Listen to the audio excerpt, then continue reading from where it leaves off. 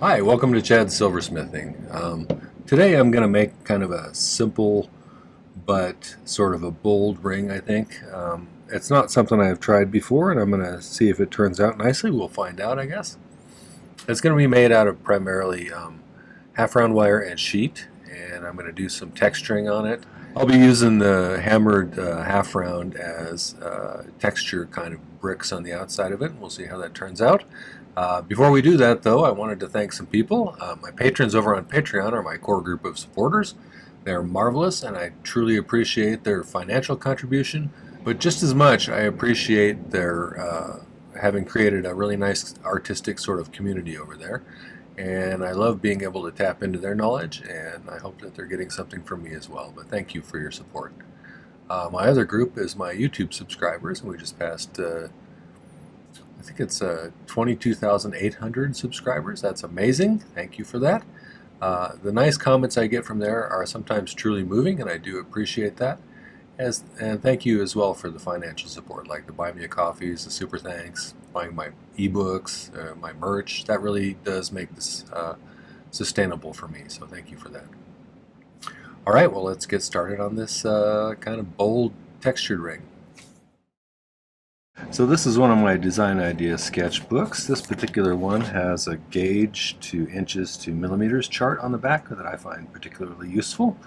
I've been trying to convert my thinking over into the metric system as it's a lot more logical. One of the things I really like about these books, though, is the dot matrix in the background that allows me to kind of keep things sort of symmetrical better than I would be able to just freehanding. And it's a great way for me to keep a record of all my projects. I have all of my projects that I've done pretty much a record of for the past 3.5 years now, saved in these notebooks, and I can always go back and reference them again. So here's what I kind of had in mind today. I'm going to take some half-round wire. I think I'm going to use 8-gauge half-round, and I want to create kind of an abstract pattern on the top of the ring, so that'll be up here kind of in various ways, and on the sides going down I want to solder it down too. And one of the questions when I'm doing something like this that people ask is, why don't you do it while it's flat? And the reason is because with something like this it's going to make it super thick and hard to bend, especially with the solder joints, and you're probably going to have some solder running between these. And so that's going to cause it to be difficult to get round or into the shape that we want. And the shape that I want on this one is round with a flat top, so that I can have kind of a platform with a design on it. So I'm going to make the band first, I think, and then we'll see about making some of these little lozenge-shaped pieces of 8-gauge half-round that are hammered. I'm going to use the back side of my chasing hammer to peen them. Nothing more therapeutic than hammering stuff. So I will simultaneously texture this ring and get rid of all of that pent-up angst I have. Alright, so I think I'm going to start by let's make the band, and I'm going to use 22 gauge, which is 0.66 millimeters thick. And you could use 18 if you want, which is what I use for a lot of wide band rings, but I think for this one, since we're going to be adding this extra dimension on the outside, we don't really need to have it that thick. So I scribed out kind of what I want it to do. So since I want it to taper down here and then have a flat top, this part here is, I measured it out and it came out to be that long. I kind of sized it to be about a size 8. And the way I did that was I took a piece of wire and I bent it around here, and then I straightened it out and I laid it here, and then I scribed it out there. What I did was I found the center and then I just tapered it in exact amount. I think it was 4 millimeters on each side roughly, so that it tapers in. So we'll cut this out with the shears.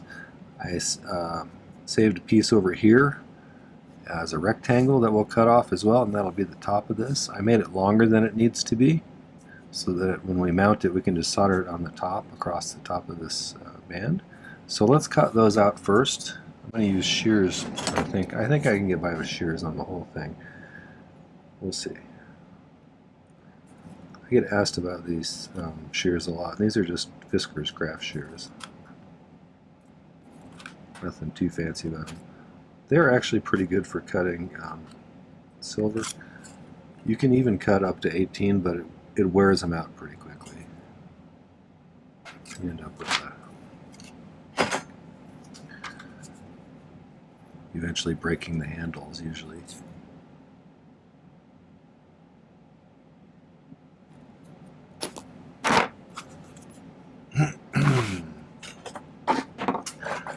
If you get into the video here and you think about it and you're enjoying yourself, appreciate it if you give me a like. There's always pictures at the end of the video of the finished product, so if you don't bail out halfway down the video, you'll be able to see the end. Okay, so I just kind of flatten that back out. Let's see if we can cut this out.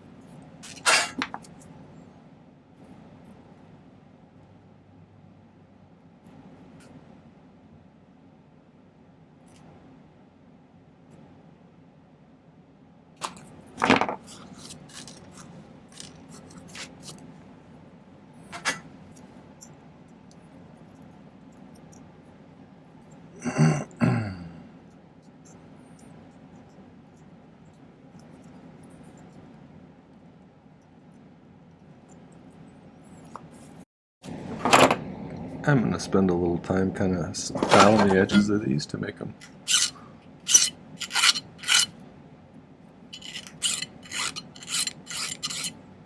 relatively smooth.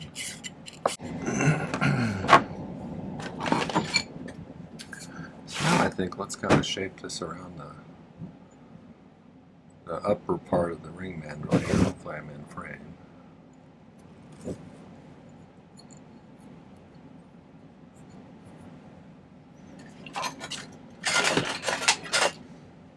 Oops.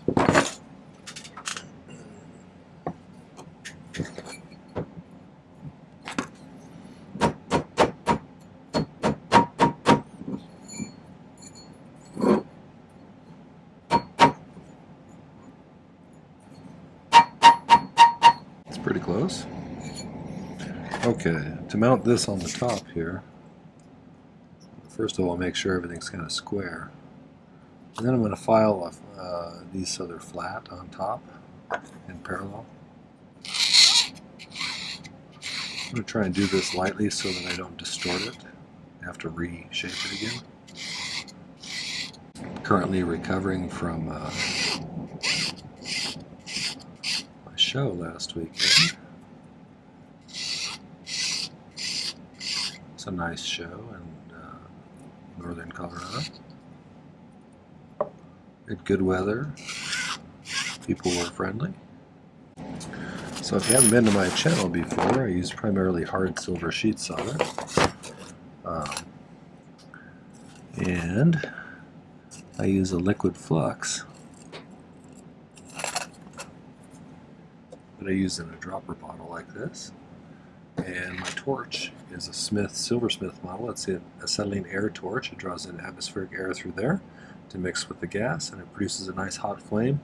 Hotter than propane or butane generally, and not as hot as an oxyacetylene because it's not having pure oxygen put into the flame. So I think it's a great torch for silversmithing. I've had really good luck with it over the years.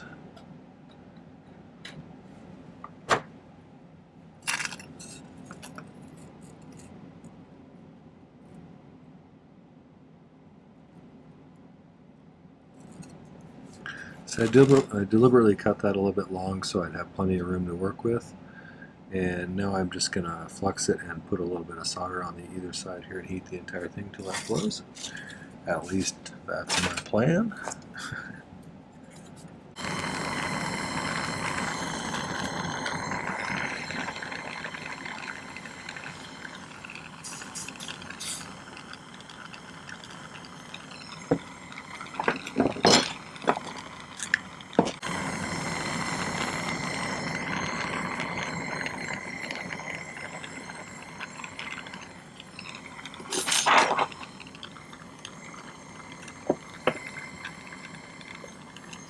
I'm just going to put a couple on each side, touching both the bottom and the side.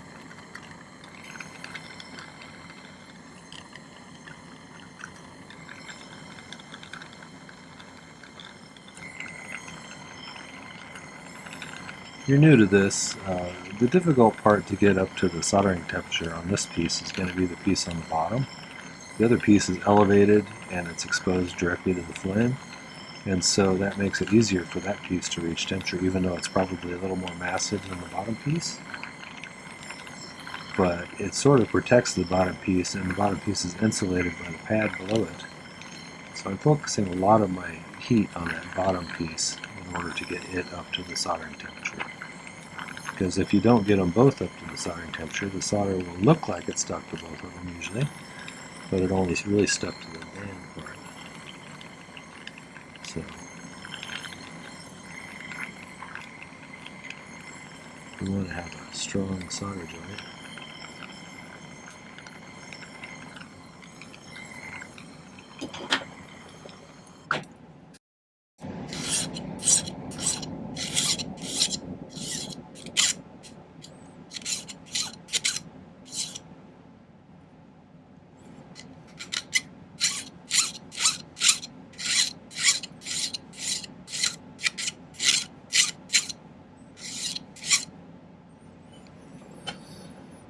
Okay, I'm going to cut this, as close as I can get it.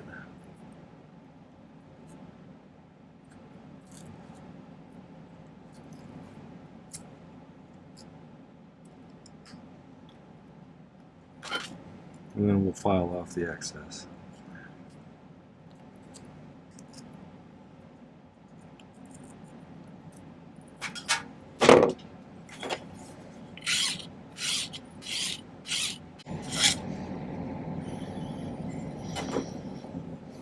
That's actually looking pretty good. Okay, so now I need to create a design up here, and I was thinking it's kind of hard to see on the photo. Kind of an L shape that goes from here to here, over there. So I kind of want to make,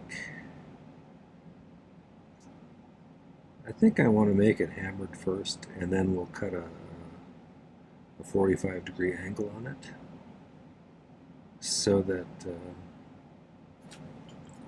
so we can make kind of a frame. We'll see how that goes.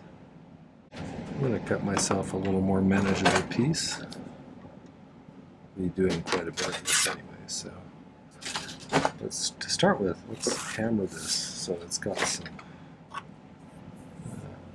texture to it. And plus it'll be cathartic, right?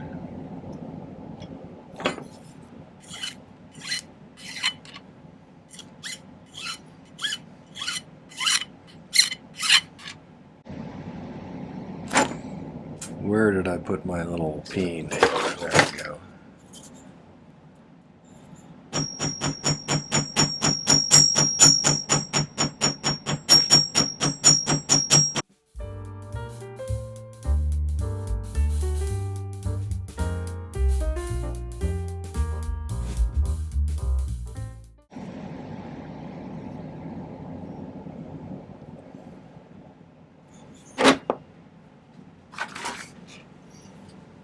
Okay, so I'm going to make something like this.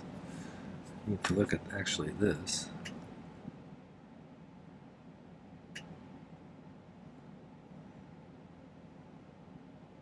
I think I can get a pretty accurate length if I make a little mark. Let's do this here.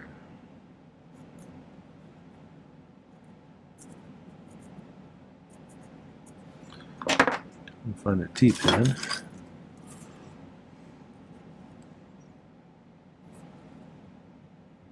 So about right here is where I want it to angle. So let's stick that in the miter vise.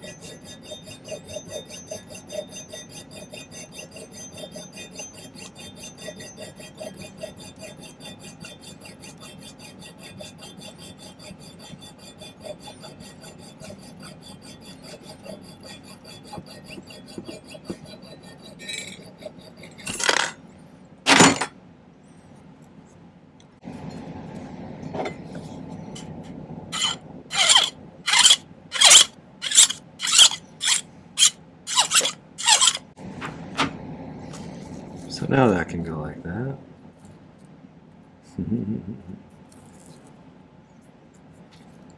This one only needs to be about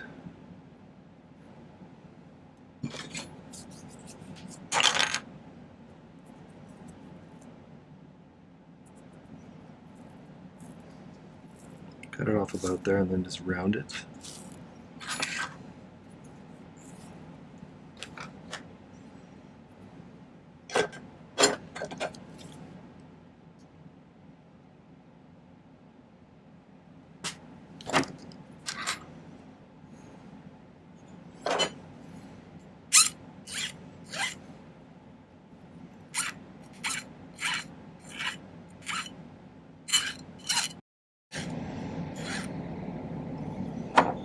Okay, there's going to be one.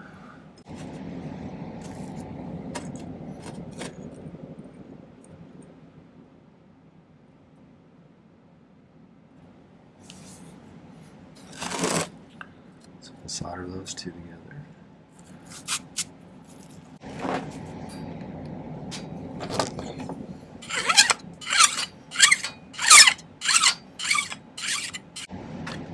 That's likely going to be enough solder. So I'm going to flux these, then I'm going to position them on top of those.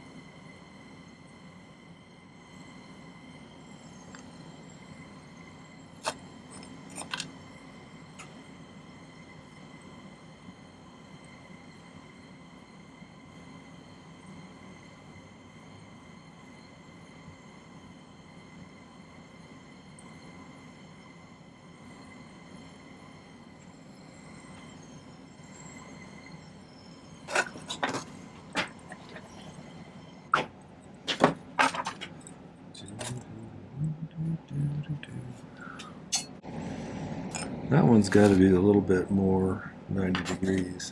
For some reason it didn't settle in that way. Let's see if we can nudge it a little bit.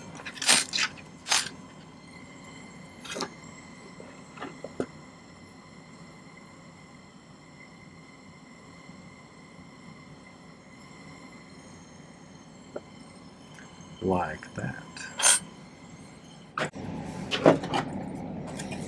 That looks a little more square. I'm going to snip a little bit off of this one and file it around again, just to make it fit better.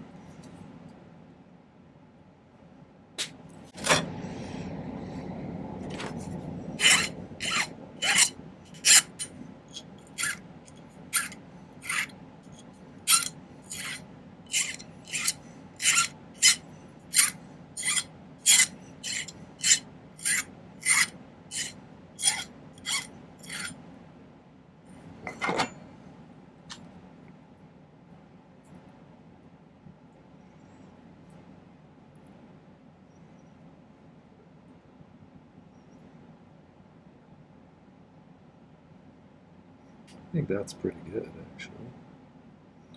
So I think I'm going to solder these together. And we can solder the whole mirror to the top.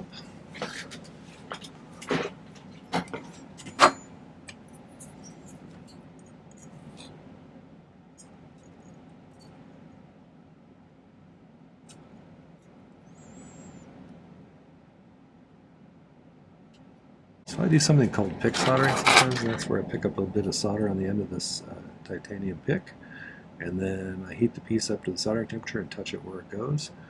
And that is a nice way to precisely place solder, so if you're interested, I'll link to a video about that. I think that's one of those skills you need to learn at some point if you're new to this.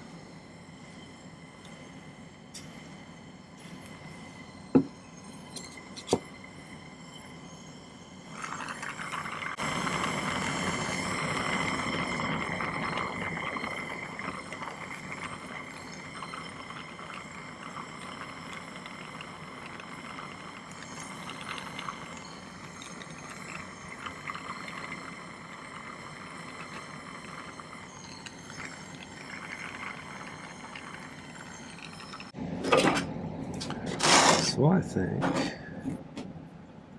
let's do this.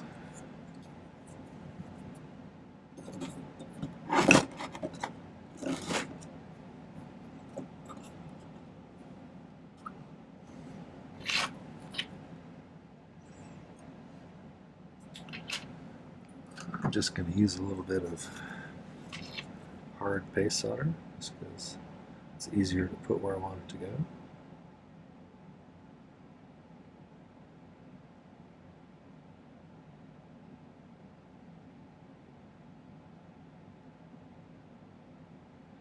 I never used to use paste solder, but it does have its handy moments. Oops.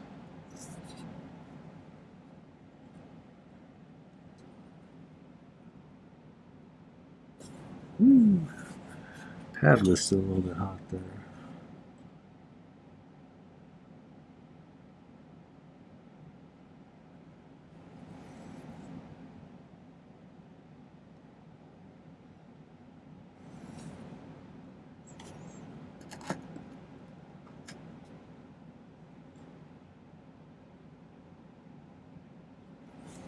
That looks pretty good.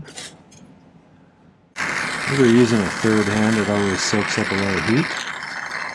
Sometimes it takes a little bit longer to get things up to temperature.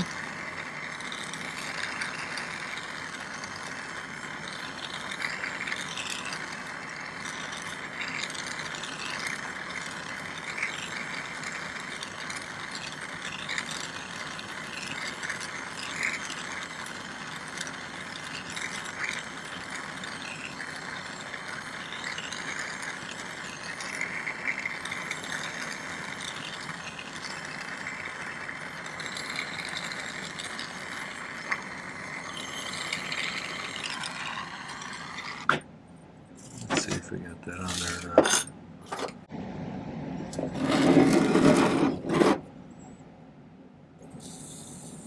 I'm going to try and nudge it just a little bit that way. Hopefully I can do it. Just to find out. The trick will be to get all of the solder to a liquid state and be able to push that without pushing that top plate out.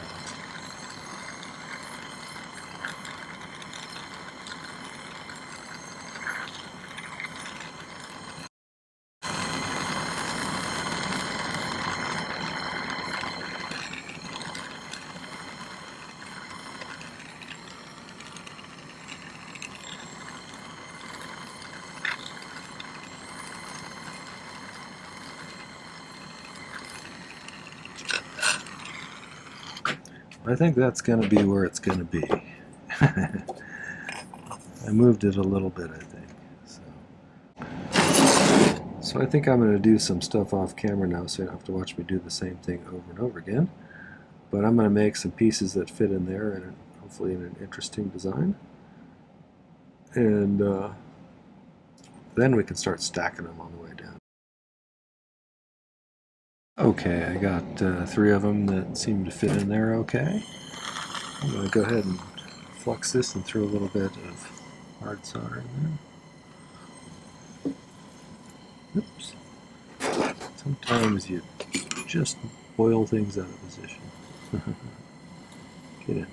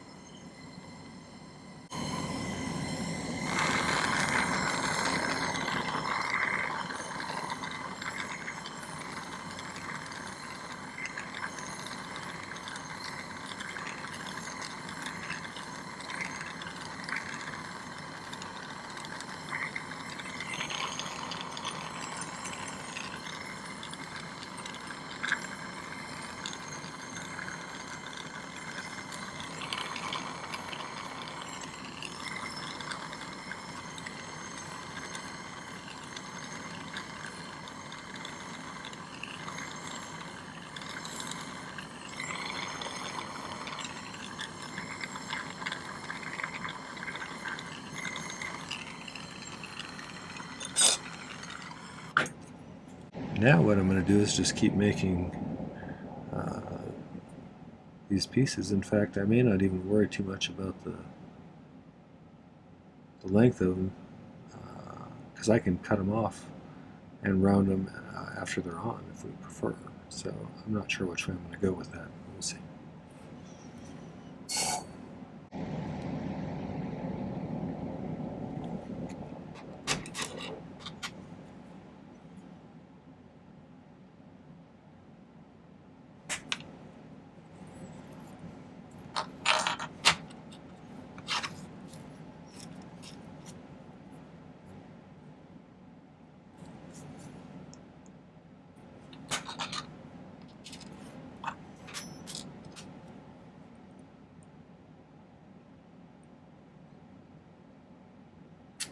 So I'm probably just going to make them all about that length, and then we'll just file them after the fact. So I'm going to have to hammer some more.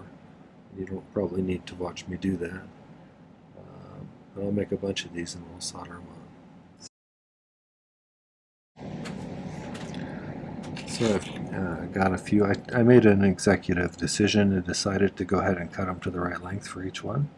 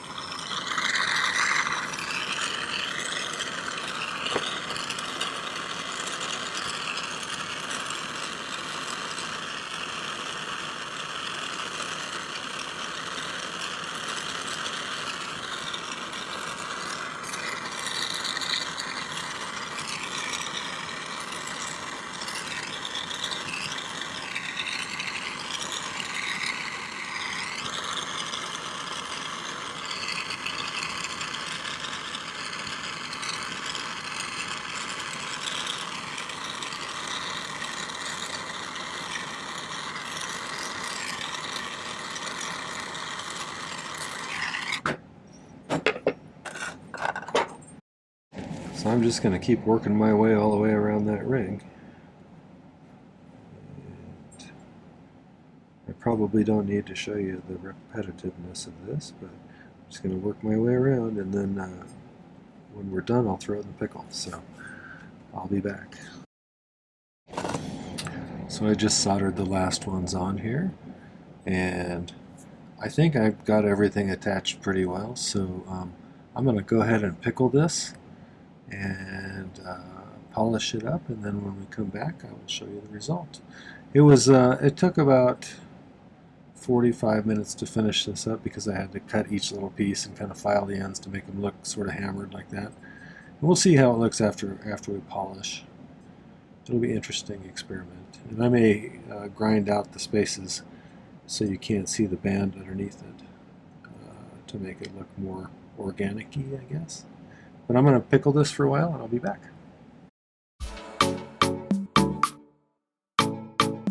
So I got everything polished up. That's kind of what we had going on. So it's kind of what I had in mind. So I think it's pretty cool. I like it. I'll get some pictures and put them at the end. Tell me what you think about it. It looks sort of brutalist to me. Or like logs, maybe. Maybe I should have called it a log cabin ring. But let me know what you think, whether you like it or not, what you might have done differently. What kind of ideas pop into your head when you see this. So let me know. Alright, well that was the bold textured ring. I hope you enjoyed that. If you did, make sure to hit the like button before you go. And I'd love it if you'd make it your way over to my main channel page on YouTube and check out some of my other videos. There's over 500. I've been doing this for 3.5 or so years, at 3 per week, and that adds up to quite a few. So there's tons of content, and I'm almost certain that you'll find something else interesting or useful over there. So check it out. Subscribe to my channel. Hit the bell if you want notifications, although you can just know that there's one on Tuesday, Thursday, and Saturday generally. And also check out the video description down below. There's some good links there that might help you. One, if you want to find out more about my Patreon. Like I said earlier, it's a great group of artistic people and a forum where you can interact with some others and exchange information and ideas. So check that out. There's a link to my ebooks if you want to get yourself one of those. Those are guides to each of the previous year's video tutorials, including pictures of my sketch, pictures of the final piece, materials lists, extra notes I made about the project, including things like would I do it differently the next time? Did I learn something from it? This particular part was hard, this particular part wasn't hard. Things like that. So it's a useful guide with a ton of different project ideas and a really nice way to support my channel. So get yourself one of those. And then there's also a link to my merch store if you want to get yourself one of those nice design idea sketchbooks with the charts on the back. Those are super useful for keeping track of your projects. So get yourself one of those too. Alright, well thanks for watching today. Take care. Happy silversmithing.